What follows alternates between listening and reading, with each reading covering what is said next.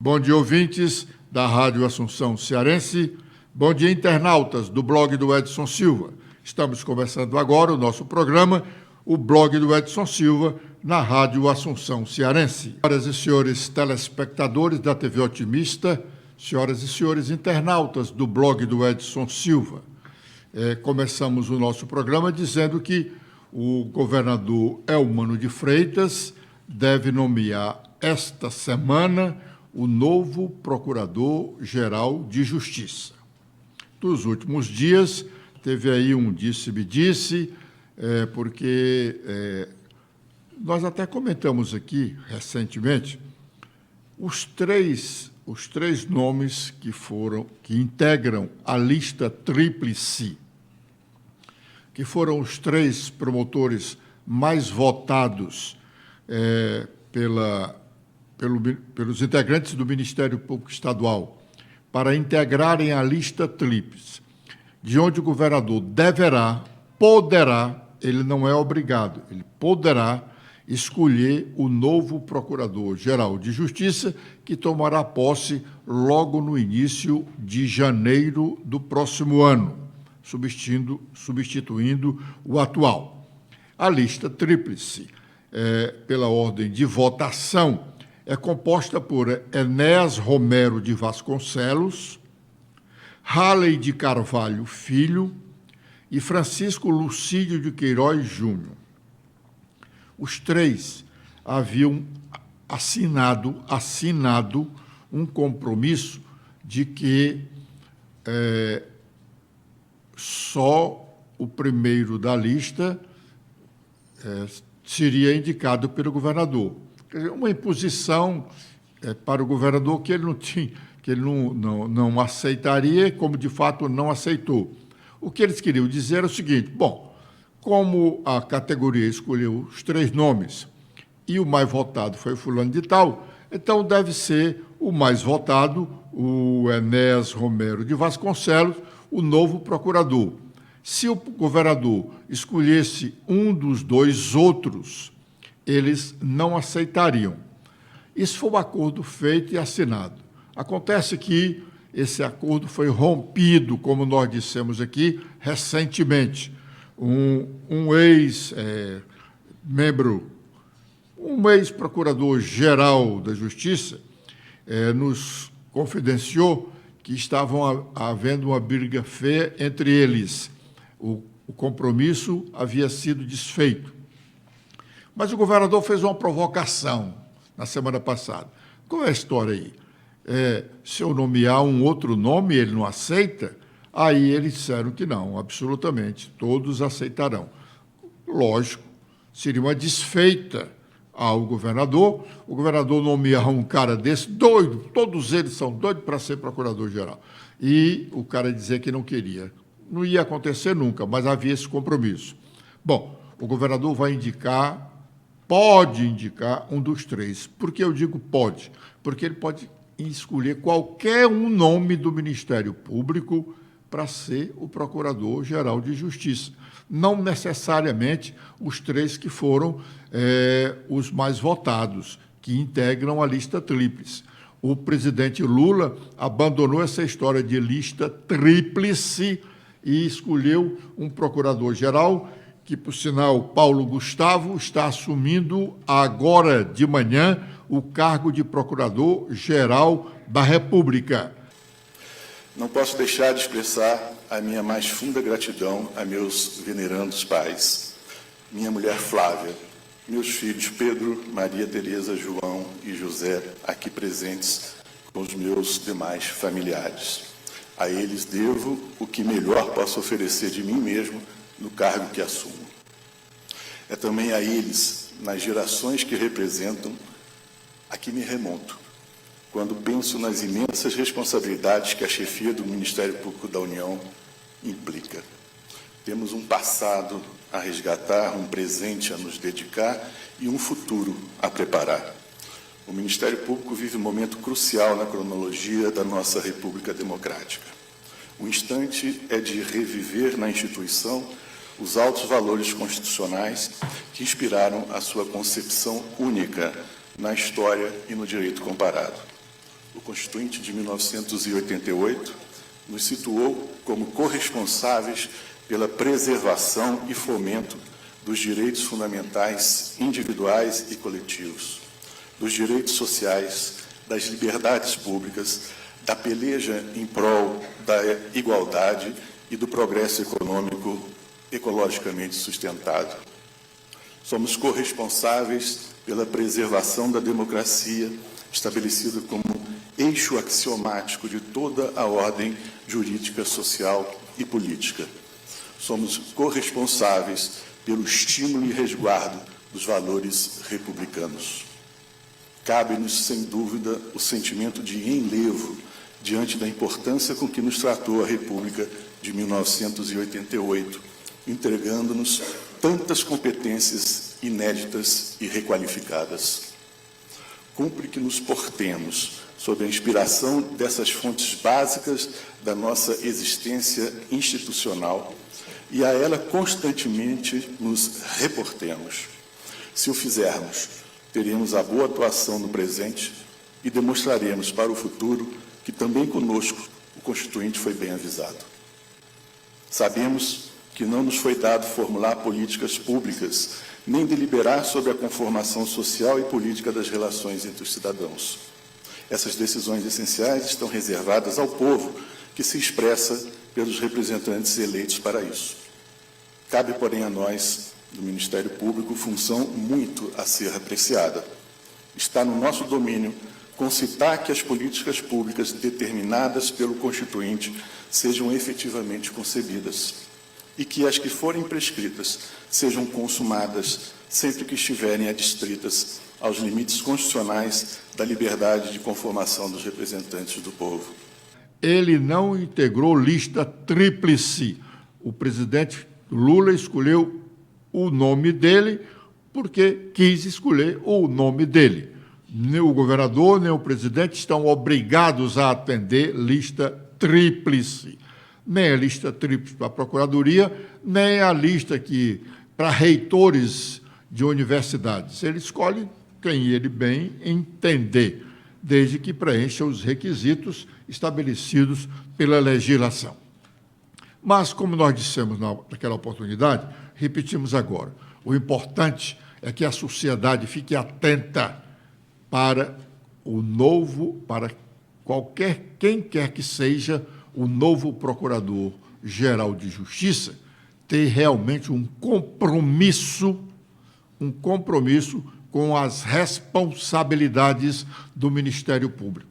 Hoje é sabido, inclusive por alguns dos integrantes do próprio Ministério Público, que o Ministério Público deixa muito a desejar. Tanto que, em termos de chacota, se diz aí no meio político que o governador Elmano de Freitas tem duas secretarias muito importantes, que estão prontas para atendê-lo a qualquer momento: a Procuradoria-Geral de Justiça e a Assembleia Legislativa do Ceará. Lamentável que se trate dessa questão, que se admita que o Ministério Público possa ser uma secretaria do Estado e que a Assembleia, que é um dos três poderes do Estado, também possa ser uma secretaria. O governo federal, através do MEC, Ministério da Educação e Cultura, quer criar uma superagência para fiscalizar, não é para regular, não, é para fiscalizar, regular e fiscalizar, os cursos superiores à distância. Amanda. Olá, Edson. Olá, internautas do blog Edson Silva. A agência que o governo pretende criar para fiscalizar universidades deverá ter poderes para decretar intervenção em instituições federais, descredenciar cursos e até mesmo aplicar multas. A ideia do ministro da Educação, Camilo Santana, é que o novo órgão seja responsável por supervisionar a qualidade dos cursos oferecidos no país, sobretudo em entidades privadas, que correspondem a 87% da rede, e do ensino à distância, a modalidade que teve forte expansão nos últimos anos. Para conseguir tirar tal agência do papel, a pasta pretende usar como modelo uma proposta enviada ao Congresso ainda na gestão Dilma Rousseff há mais de 10 anos, mas que nunca avançou. O projeto de lei prevê a criação do Instituto Nacional de Supervisão e Avaliação da Educação Superior, que seria uma autarquia vinculada à pasta. A intenção de Camila é começar as discussões no Congresso no início do próximo ano e manter quase todo o texto da proposta que está parado na Câmara desde 2012. O projeto foi enviado na época pelo então ministro da Educação, Aloysio Mercadante, hoje no comando do BNDES. Bem, as casas legislativas estão caminhando para o encerramento do ano legislativo. Esta semana, Congresso Nacional encerra os seus trabalhos, voltando a agir, a trabalhar, só no dia 2 de fevereiro do próximo ano. O mesmo acontecerá com a Assembleia Legislativa Cearense. O Congresso Nacional teve um regime de urgência urgentíssima semana passada para votar as matérias que estavam na pauta e ainda não concluiu. Vai concluir a votação nesta semana, que é a votação do orçamento para o próximo ano. E também a lei de diretriz orçamentária, que deveria ter sido votada até julho passado. O deputado Arthur Lira, presidente da Câmara dos Deputados, admite que, depois de amanhã, quarta-feira, o presidente do Congresso Nacional promulgará a emenda constitucional que aprovou a reforma tributária. Vamos ouvi-lo. Nós encerramos um ciclo, entregamos ao Senado um texto negociado. Agradecer a participação também do senador relator Eduardo Braga, do presidente Pacheco, de todos os líderes do Senado, que se esforçaram para construir na Casa da Representação dos Estados um texto que, na sua essência, confirmou o trabalho da Câmara e alguns ajustes nós tivemos que fazer, mesmo estes negociados. Então, nós entregamos hoje de volta para o Senado o texto da PEC que pode e deverá ser promulgado num grande ato do Congresso Nacional. Na próxima quarta-feira, eu espero, com a presença de todos.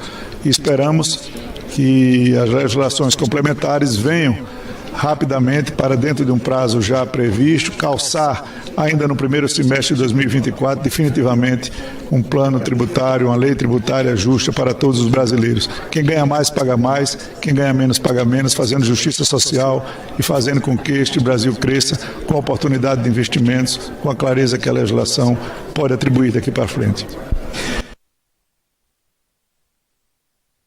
Nossas manchetes. Letícia.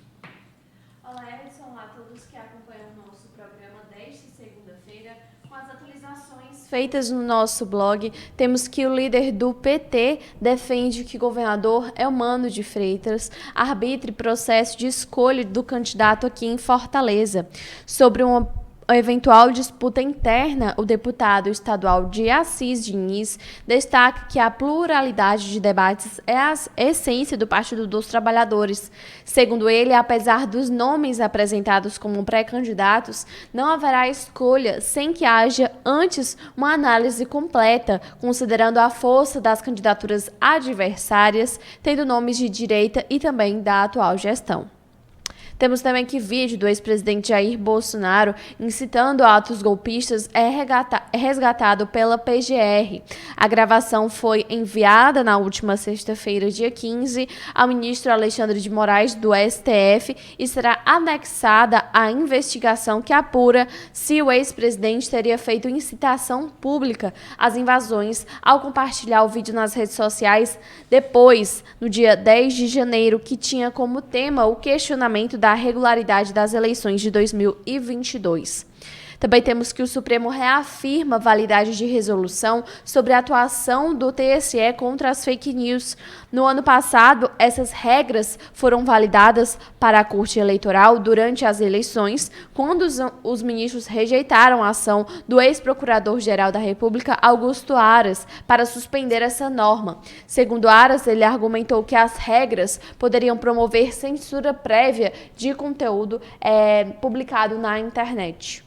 Agora também temos sobre a segunda fase do vestibular da UES 2024.1, que acontece nesta segunda-feira, aconteceu ontem, também hoje, dia 18 de dezembro. A novidade neste vestibular agora é o curso de Direito, que é ofertado aqui na capital, no campus do Itaperi, e possui 40 vagas noturnas. Agora, com os destaques nacionais, iniciando pelo Estadão, temos a principal manchete que Lula retoma a política do gasto é vida e deixa o equilíbrio fiscal mais longe. Ao completar o primeiro ano de seu terceiro mandato, o presidente promove saques a descoberto, eleva a dívida do governo e recorre à contabilidade criativa para maquiar resultados das contas públicas. Com os destaques do Globo, temos que a maioria do STF rejeita analisar a ação que questiona aumento de 300% no salário de Romeu Zema, governador de Minas Gerais. E agora, com as últimas da Folha de São Paulo, temos que Lula e Bolsonaro apostam na polarização e eleições municipais viram teste de rejeição. O presidente e o ex reeditam 2022, programam viagens como cabos eleitorais e focam candidaturas favoritas no segundo turno. Bom, nós falamos que o novo Procurador-Geral da República estava tomando posse. E agora, nesta solenidade, encerrando a solenidade de posse dele, está falando o presidente Lula. Vamos ouvir um pouco do que diz o presidente. Sabe, essas pessoas não são reconhecidas publicamente. Então é importante que o Ministério Público recupere aquilo que foi a razão pela qual os constituintes enalteceram o Ministério Público. Garantir a liberdade, garantir a democracia, garantir a verdade, não permitir que nenhuma denúncia seja publicizada antes de saber se é verdade. Porque senão as pessoas serão condenadas previamente, muita gente não tem condições sequer de ser absolvida. Eu prezo muito por isso. Eu prezo muito por isso. Houve um momento em que aqui neste país as denúncias das manchetes de jornais falaram mais alto do que os autos dos processos. Muitas vezes. E quando isso acontece, se negando a política, o que vem depois é sempre pior do que a política. Não existe possibilidade de o Ministério Público achar que todo político é corrupto. Não existe possibilidade. Ou seja, que é um conceito que se criou na sociedade brasileira e qualquer denúncia contra qualquer político já parte do pressuposto que ela é verdadeira. E nem sempre é. E se a gente quiser evitar aventuras nesse país, como o que aconteceu dia 8 de janeiro deste ano, se a gente quiser consagrar o processo democrático como o regime político mais extraordinário que o ser humano conseguiu inventar, o Ministério Público precisa jogar um jogo de verdade. E é em você, é na tua pessoa, que eu, depois de conversar com muitos procuradores, cheguei à conclusão que deveria depositar a confiança do povo brasileiro. Da minha parte, eu quero te dizer publicamente, nunca lhe pedirei um favor pessoal. Nunca exercerei sobre o Ministério Público qualquer pressão pessoal para que alguma coisa não seja investigada. A única coisa que eu te peço, não faça o Ministério Público se diminuir diante da expectativa de 200 milhões de brasileiros que acreditam nessa instituição.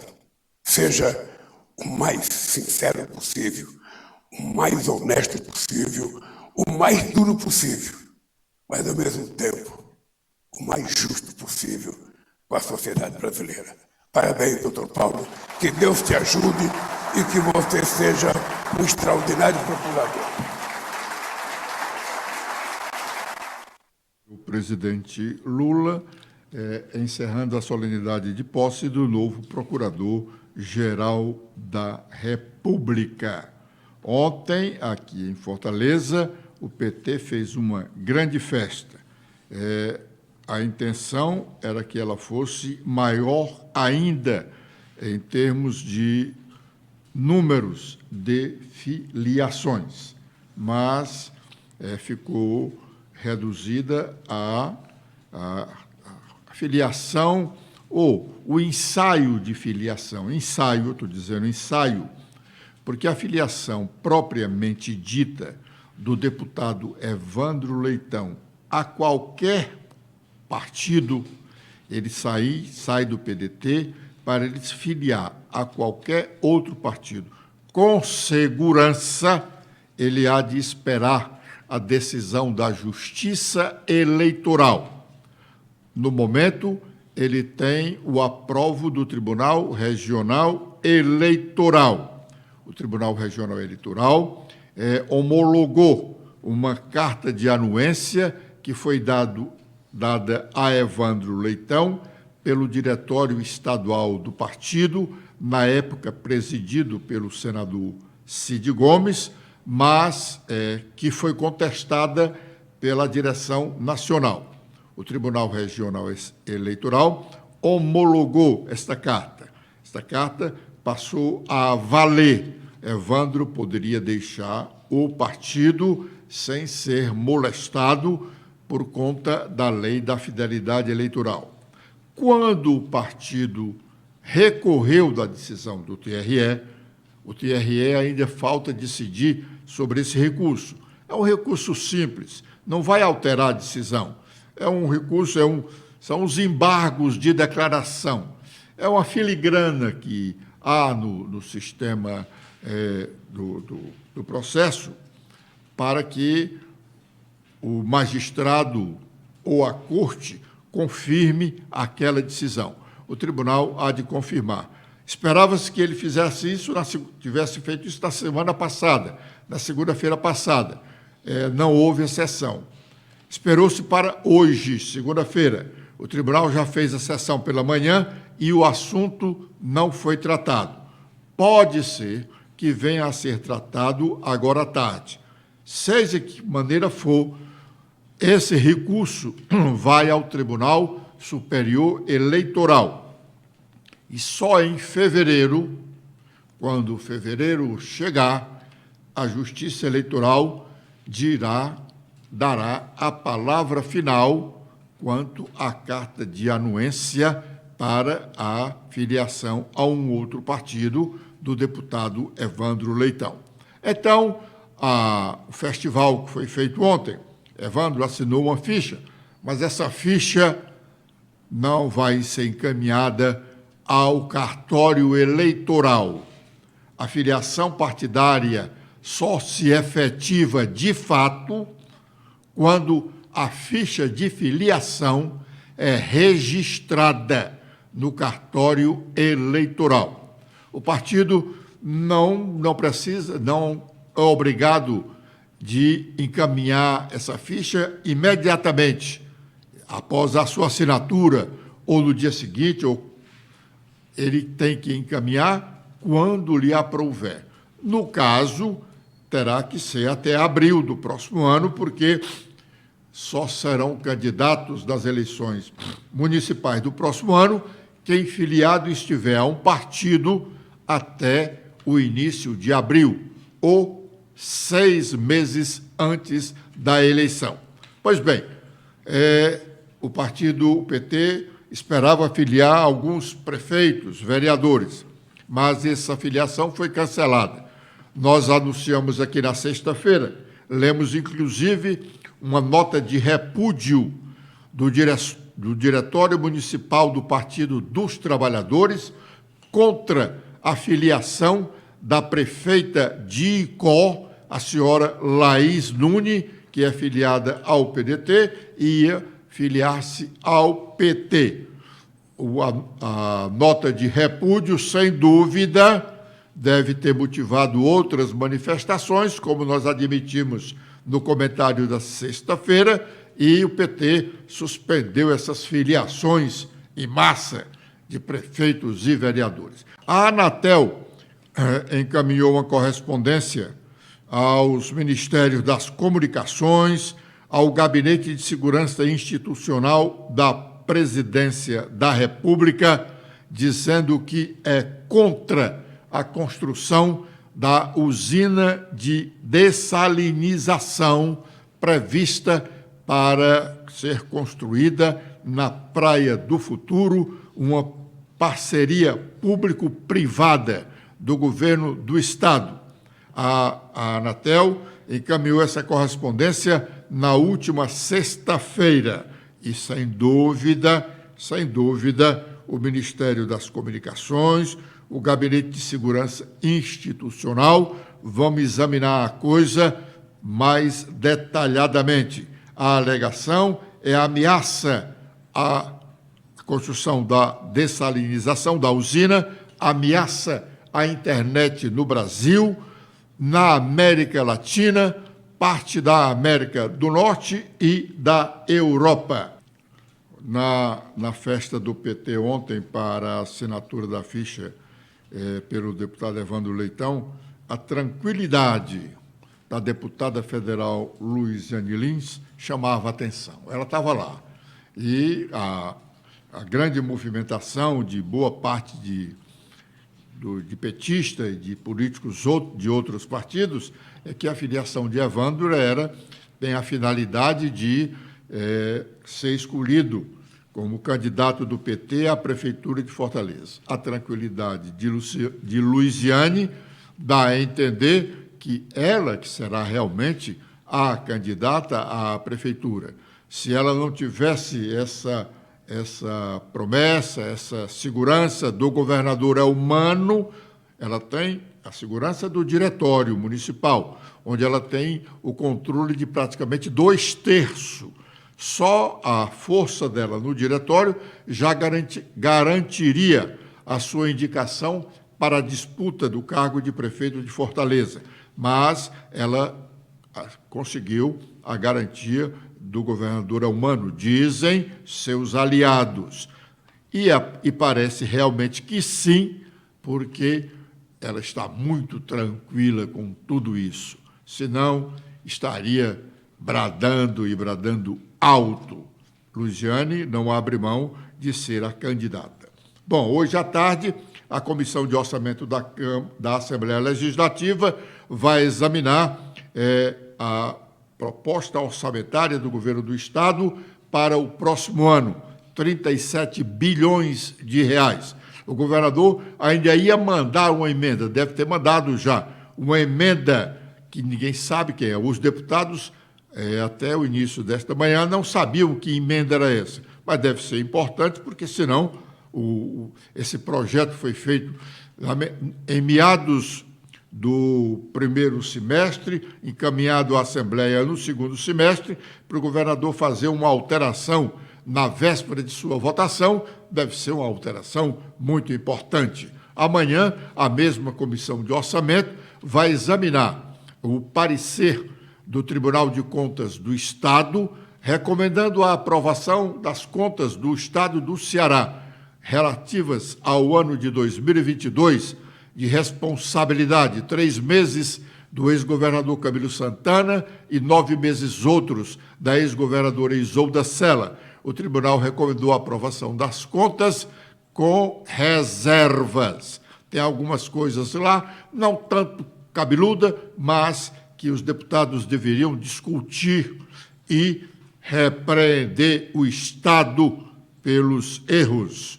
Com esta informação, nós estamos encerrando o nosso programa de hoje, agradecendo a honrosa audiência dos ouvintes da Rádio Assunção Cearense e internautas do blog do Edson Silva, prometendo estar de volta amanhã, a partir das 11h45. Letícia. Eu também faço meus agradecimentos a todos que acompanharam o nosso programa de hoje. Vocês podem ver mais notícias apontando a câmera do celular de vocês para este QR Code.